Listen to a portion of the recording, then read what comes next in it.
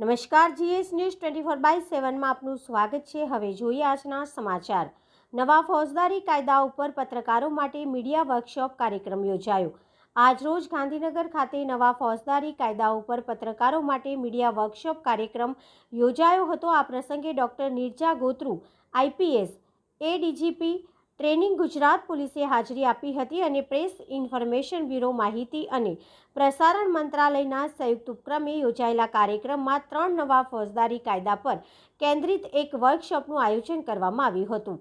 આ 3 નવા ફોજદારી કાયદાઓ ભારતમાં ભારતીય નાગરિક સુરક્ષા સંહિતા BNSS 2023, ભારતીય ન્યાય સંહિતા BNS 2023 અને ભારતીય સાક્ષ્ય અધિનિયમ 2023ની વ્યાપક સમજ આપવામાં આવી।